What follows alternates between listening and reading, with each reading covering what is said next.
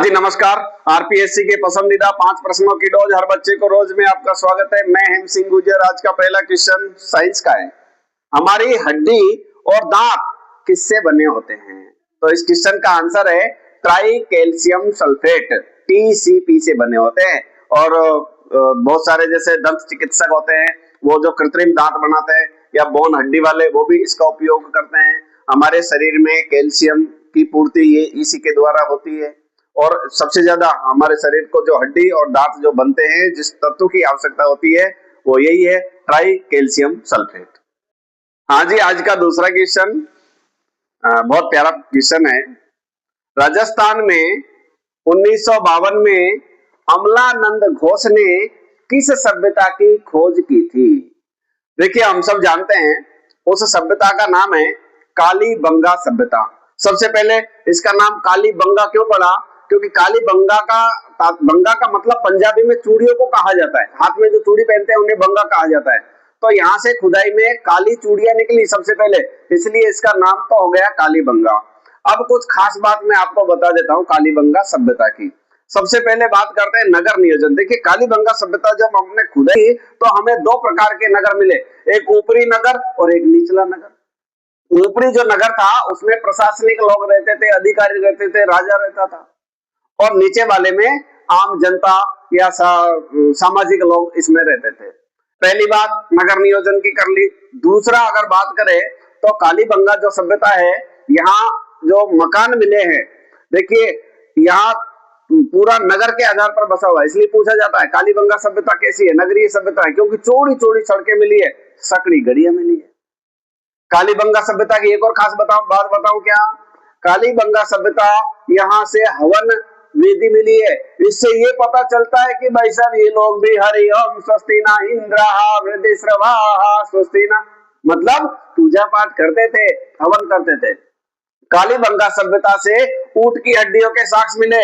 इससे ये पता चलता है कि यहाँ के लोग ऊंट को पालते थे।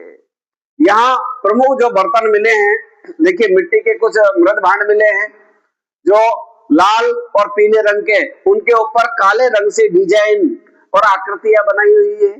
यहाँ के प्रमुख जो औजार और आप की बात करते हैं, प्रमुख बर्तनों की बात करते हैं, वो तांबे और कांसे के मिले, अर्थात लोहे की कोई धातु नहीं मिली, अर्थात लोहे से ये लोग परिचित नहीं थे। यहाँ से कृषि के भी साक्ष्य मिले, जुते हुए खेतों के साक्ष्य मिले, मतलब ये लोग खेती करते थे। और लास्ट बात आपको याद रखनी है कि यहाँ 2100 ईसा पूर्व भूकंप के साक्ष्य मिले। इससे ये पता चलता है कि यहाँ भूकंप आया होगा और भूकंप से ये सभ्यता नष्ट हो गई थी। हाँ जी, आज का तीसरा क्वेश्चन, राजस्थान का कबीर किसे कहा जाता है? कई बार प्रश्न पूछा है।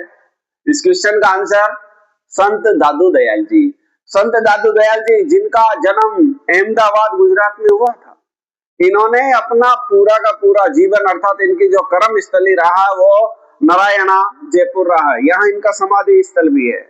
संत दादू दयाल जी को राजस्थान का कबीर क्यों कहा जाता है? देखिए, कबीरदास जी के बारे में हमने एक चीज पढ़ी है कि कबीरदास जी निर्गुण भक्ति को मानते थे। वो धार्मिक आडंबर पूजा पाठ इन सबको वो नहीं मानते थे। वो क्या वही दादू दयाल जी ने किया, इन्होंने भी समाज को जागृत किया, समाज में चेतना जगाई। इन्होंने भी कहा मूर्ति पूजा और ये आडंबर ढोंग मत करो। इन्होंने छुआछूत का भी विरोध किया था, इसलिए इनको राजस्थान का कबीर कहा जाता है।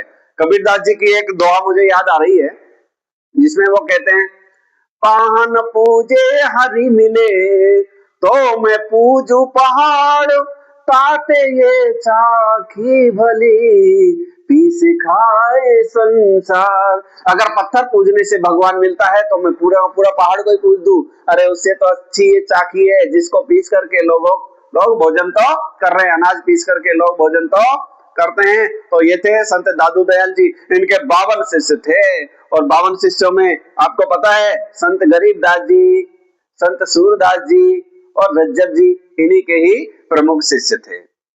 चौथा क्वेश्चन, राजस्थान का कौन सा जिला बंदेज साड़ी के लिए प्रसिद्ध है? बंदेज साड़ी सुना है नाम? हाँ बिल्कुल, मारवाड़ जोधपुर की बंदेज साड़ी ना केवल राजस्थान में, ना केवल भारत में, बल्कि विदेशों में भी प्रसिद्ध है। गुरुजी ऐसा क्या है इस बंदेज साड़ी में?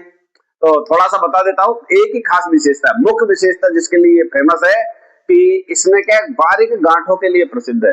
साड़ी के अंदर गांठ है? हाँ, एक साड़ी के अंदर 600 से 700 बारीक गांठे। कैसे करते हैं? कपड़ा धागा लिया और धागे को नाखून से बारीक कर करके बिंदी के जैसा बनाया जाता है, उसको साड़ी के अंदर पिरोया जाता है।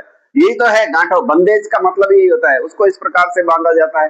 दूसरा लहरिया, जैसे पानी के रंग जैसा, बादलों के रंग जैसा लहरिया इस साड़ी की खास विशेषता है। चमकदार है। चौकोर, मोथरा, मोथरा का मतलब क्या होता है कि उसमें ऐसी चौकोर डिजाइने भी दी जाती है जिसको मोथरा कहा जाता है। तो बंदेज साड़ी जोधपुर की प्रसिद्ध है। आज का 5वां क्वेश्चन, महिलाएं बोरला आभूषण कहाँ पहनती है? बोरला सबको पता है, बोरला जो है वो सिर का आभूषण है। महिलाएं अपने बीचों बीच यहाँ पर बिंदी के रूप में, या फिर जो महिलाएं मांग बढ़ती है ना, उसी प्रकार से आध्यात्मिक इसको माना जाता है बोरला को।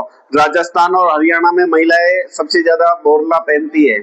आध्यात्मिक इसे माना जाता है, पवित्र इसे माना जाता है बोरला आभूषण को।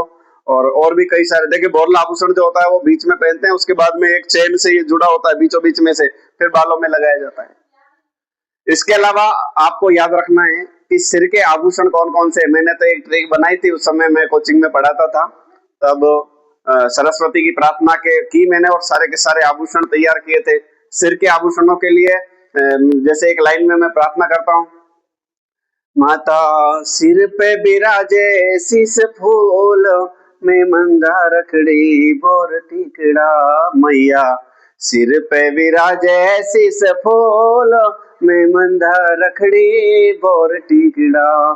सिर के आभूषण कौन कौन से हैं? शीस फूल, मेमंदा, रखड़ी, बोर, टीकड़ा, बोरला, ये सब के सब सिर के आभूषण है। धन्यवाद।